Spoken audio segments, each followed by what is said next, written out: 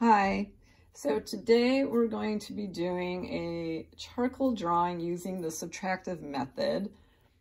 I'm going to be starting with a toned ground that I tone with fine charcoal. So fine charcoal comes in a variety of sizes, thicknesses, things like that. It's very light, and when you apply it, it doesn't go on too dark, and it's easy to pick out using your erasers. Compressed charcoal can also be used to lay in a ground using the side, but it goes on a lot darker, as you can see. So that might not be to your liking because it will be more difficult to take out when you want to use your erasers to pick out lights. I'm also going to be using charcoal pencils. You would definitely want a variety of hardnesses from hard to soft. So you have hard, medium, or soft, or an HB through an 8B. The B series are the softer leads. A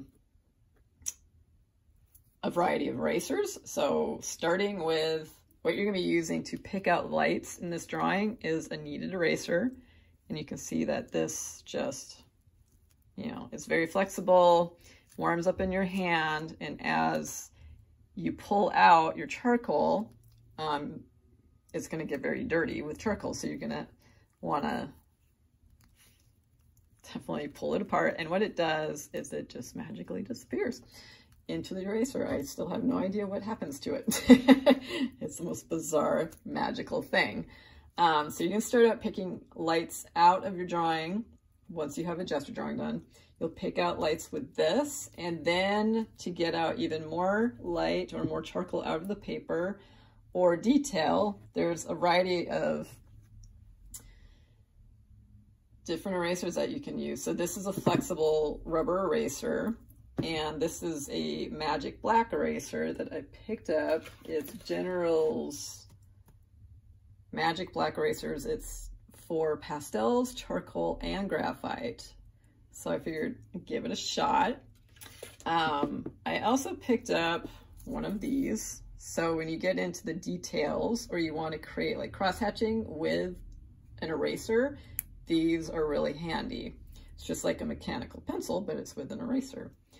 And charcoal pencils. So I have these, and I would suggest that you use an X-Acto blade for sharpening them. When you do, you're just going to be kind of like whittling really thin layers of the wood. One thing you want to be careful of is that you don't push into the charcoal lead. It breaks really easy. Charcoal is very brittle, and I broke 3 already, and you can see them. They're all over the place. So this is not my favorite thing to do. But it can be fun and very kind of therapeutic, but just be very careful. Don't cut yourself. You can use sharpeners, but they're not the greatest for charcoal. Like I said, it's a very brittle medium. The next other option that I love and what I prefer are peel and sketch charcoal. These are great because you don't actually have to sharpen them. All you do is you pull on the string, and it reveals, I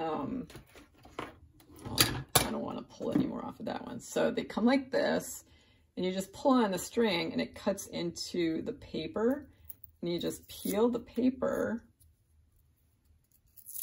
and it comes off. Oops, this is what I used when I was a student. I did a lot of charcoal drawings. I'm gonna be able to actually get it off. If it gets stuck, you can use an X-Acto blade to kind of pull through there. Oh my God, this is like the worst example. Okay, so we're gonna use this one.